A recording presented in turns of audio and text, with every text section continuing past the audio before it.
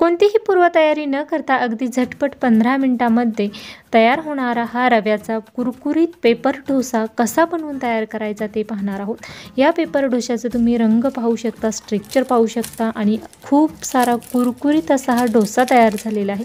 खूप छान असा तयार झालेला आहे आणि तुमचाही डोसा अशाच पद्धतीचा पहिल्याच प्रयत्नामध्ये एवढा कुरकुरीत बनवून तयार होणार आहे। यासाठीचे सर्व टिप्स आणि ट्रिक्स मी तुम्हाला आज रेसिपीमध्ये सांगितलेले आहे। रेसिपी नेहमीप्रमाणे खूप साऱ्या टिप्स आहेत तुमच्यासोबत शेअर केलेली आहे, त्यामुळे रेसिपी शेवटपर्यंत नक्कीच पहा आणि अशाच नाश्त्यासाठीच्या नवनवीन रेसिपीज शिकण्यासाठी कविताज किचनला सबस्क्राइब नक्कीच करा आणि आठवड्यातील 5ही दिवस येणाऱ्या माझ्या नवनवीन रेसिपीज पाहायला विसरू नका।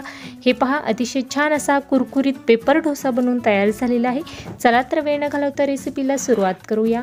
नमस्कार, मी कविता कविताज किचनमध्ये तुम्हा सर्वांचं खूप खूप मनापासून स्वागत करते।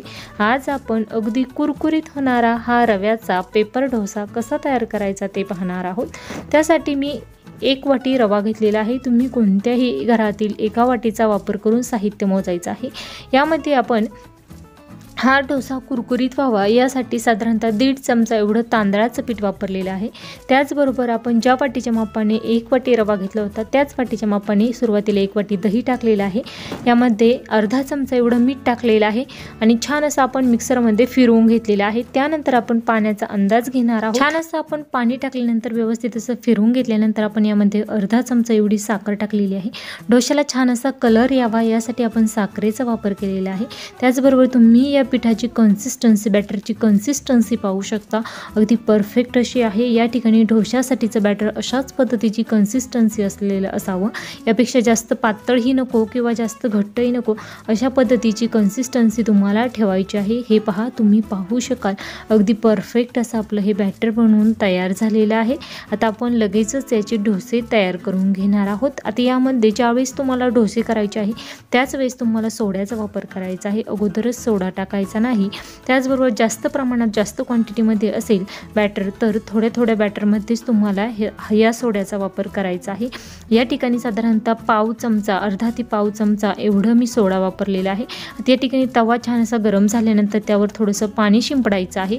त्यानंतर तुम्हाला छान असं स्वच्छ नॅपकिनने तो तवा क्लीन करून घ्यायचा आहे, जेणेकरून तव्याचं जे टेम्परेचर आहे ते अगदी मॅनेज होतं, व्यवस्थित असं राहतं आणि त्यावर तुम्हाला डोसा करून घ्यायचा आहे। या ठिकाणी तेलाचा वापर न करता आपण 1 पळीभर बॅटर तव्यावर टाकल्यानंतर ते एकाच डायरेक्शननी चमचा न उचलता अगदी मध्यभागीपासून ते कडापर्यंत व्यवस्थित असा डोसा पसरवून घेतलेला आहे आणि तुम्ही पाहू शकाल परफेक्ट असा डोसाला वरून लाल रंग दिसेपर्यंत आपण हा डोसा मध्यम गॅसवर छान असा भाजून घेतलेला आहे आणि त्यानंतर अशा पद्धतीने अगदी व्यवस्थित असा आपण तो काढून घेत आहोत। तुम्ही पाहू शकाल या डोशाचं रंग पाहू शकता, स्ट्रक्चर पाहू शकता, अगदी छान आणि अगदी पातळ कुरकुरीत असा हा रव्याचा पेपर डोसा बनवून तयार झालेला आहे। अगदी छान असा दिसत आहे आणि अशा पद्धतीने आपण राहिलेले सर्व डोसे तयार करून घेणार आहोत। हा डोसा तयार करण्यासाठी आपल्याला तव्याला तेल वगैरे लावण्याची गरज नाही, अगदी परफेक्ट असा तयार होत आहे। तुम्ही जर नवशिके असाल आणि तुमचं जर बॅटर तव्याला जर थोडंफार चिटकत असेल तर तुम्ही अगदी थोड्याशा तेलाचा वापर करू शकता, परंतु शक्यतो तेलाचा वापर न करताही हे डोसे अगदी परफेक्ट असे तयार होतात। हे पहा, अतिशय छान असे दिसत आहे आणि एवढ्या बॅटरमध्ये तुमचे साधारणतः 7 ते 8 एवढे रव्याचे पेपर डोसे बनवून तयार होणार आहे। अगदी छान असे तयार होत आहे। रेसिपी आवडल्यास लाईक करा, जास्तीत जास्त शेअर करा। त्याचबरोबर रेसिपी करून पहा, कशी वाटली ते मला कमेंट बॉक्समध्ये नक्कीच कळवा। तुमच्याकडे आणखीन कोणकोणते डोसे तयार केले जातात ते देखील तुम्ही मला कमेंट बॉक्समध्ये नक्कीच कळवू शकता। त्याचबरोबर रेसिपी आवडल्यास आणि अशाच प्रमाणबद्ध भरपूर टिप्ससहित नवनवीन रेसिपीज शिकण्यासाठी कविताज किचनला सबस्क्राइब नक्कीच करा। कविताज किचनमध्ये फक्त रेसिपी बनवली जात नाही तर खूप साऱ्या टिप्स आणि ट्रिक्ससहित मी रेसिपी तुमच्यासोबत शेअर करत असते, त्यामुळे सबस्क्राइब सोबत बेल आयकॉनवर प्रेस करून ऑलवर नक्कीच क्लिक करा। ऑलवर क्लिक केलं तरच तुम्हाला येणाऱ्या सर्व रेसिपींचे नोटिफिकेशन येईल। बऱ्याचदा सबस्क्राइब केल्यानंतर बेल आयकॉनवर प्रेस करून ऑलवर क्लिक केले जात नाही, त्यामुळे तुम्हाला पुढे येणाऱ्या सर्व रेसिपींचे नोटिफिकेशन येत नाही।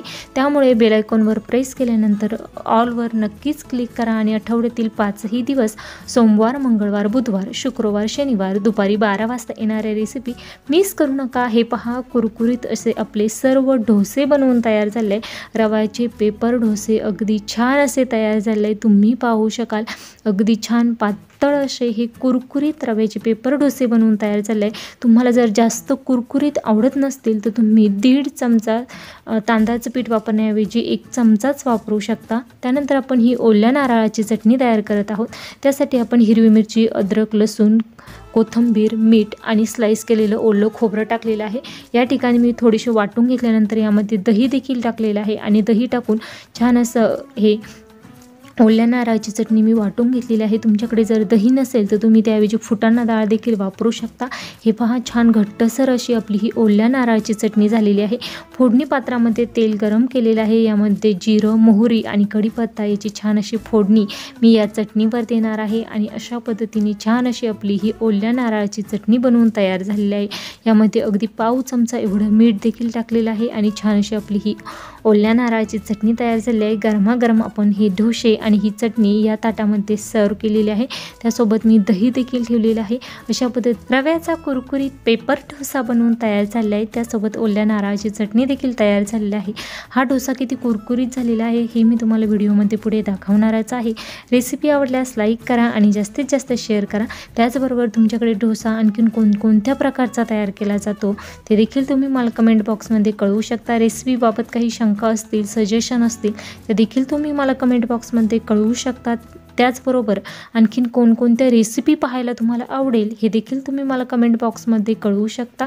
हे पहा, छान असा कुरकुरीत आपला रव्याचा पेपर डोसा बनवून तयार झालेला आहे। हे पहा, तुम्ही पाहू शकाल, खूप कुरकुरीत क्रंची असा आपला हा रव्याचा पेपर डोसा झालेला आहे। अगदी हाताने देखील सहज भुका होईल इतका कुरकुरीत हा रव्याचा पेपर डोसा झालेला आहे। वेळात वेळ काढून माझी रेसिपी शेवटपर्यंत पाहिल्याबद्दल धन्यवाद। पुन्हा भेटूया अशाच नवीन छानशा रेसिपीसोबत। तोपर्यंत धन्यवाद।